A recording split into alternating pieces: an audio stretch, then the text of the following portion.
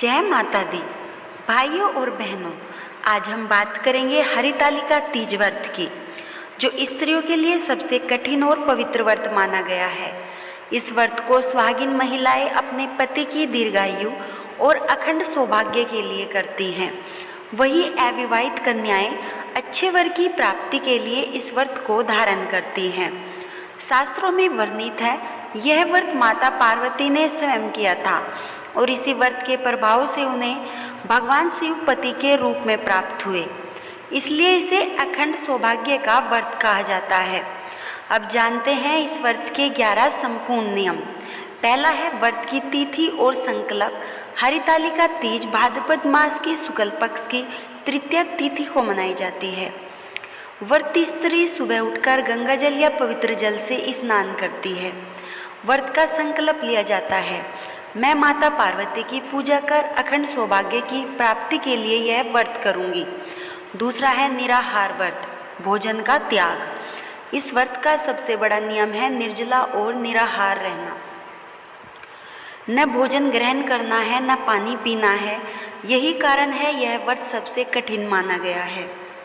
तीसरा है सोने का त्याग। व्रती स्त्रियां इस दिन बिस्तर पर नहीं सोती। पूरी रात माता पार्वती और भगवान शिव का भजन कीर्तन करते हुए जागरण करना अनिवार्य है। चौथा है श्रृंगार का नियम। व्रती स्त्री को लाल, हरे या पीले वस्त्र धारण करके हाथों में मेहंदी, पैरों में आलता और पूर्ण श्रृंगार करना चाहिए। यह सौभाग्य और समर्पण का प्रतीक है। पांचवा है पूजन सामग्री का नियम। पूजन में स्वाग की वस्तुएं, फल, फूल, बेलपत्र, धतूरा, कुमकुम, चूड़ियाँ, सिंदूर, स्वागिन वस्त्र आदि अवश्य अर्पित करने चाहिए। साथ ही केले या मिट्टी से भगवान शिव पार्वती की प्रतिमा बनाकर पूजा करनी चाहिए। हरितालिका कथा श्रवण। पूजा के दौरान हरितालिका तीज की कथा अवश्य सुननी चाहिए। कथा के बिना व्रत अधूरा माना जाता है। कथा में बताया जाता है कि माता पार्वती ने कठोर तपस्या कर भगवान शिव को प्राप्त किया था।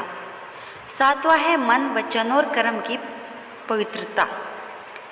व्रती को पूरे दिन पवित्र भावों से रहना चाहिए। किसी से कटु वचन नहीं बोलने चाहिए। झगड़ा या नकारात्मकता से दूर रहो।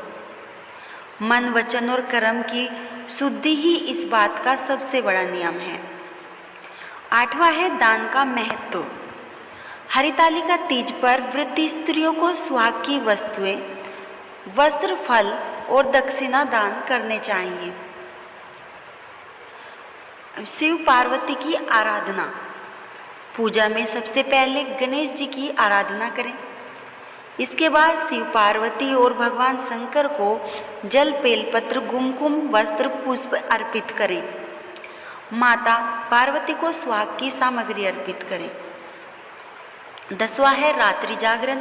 व्रती स्त्रियां पूरी रात भजन कीर्तन करती हैं। जागरण में शिव पार्वती की स्तुति, आरती और लोकगीत गाना अत्यंत शुभ माना गया है। 11वां है व्रत का पारण करना। अगले दिन प्रातः स्नान करके पुनः शिव पार्वती का पूजन करें।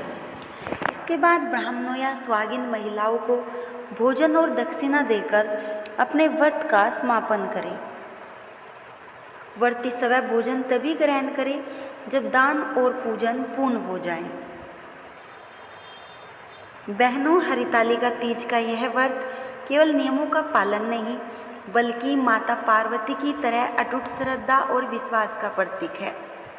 जो स्त्री इस व्रत को पूरे नियम और निष्ठा से करती है, उसे अखंड सौभाग्य और दाम्पत्य सुख की प्राप्ति होती है। अविवाहित कन्याएं भी यह व्रत करें तो उन्हें इच्छित वर मिलता है। हरितालिका तीज व्रत केवल शरीर का तप नहीं, बल्कि आत्मा की शुद्धि और भक्ति का महापर्व है। अगर आपको यह वीडियो अच्छी लगी है तो वीडियो को लाइक करें और हमारे चैनल को सब्सक्राइब करें।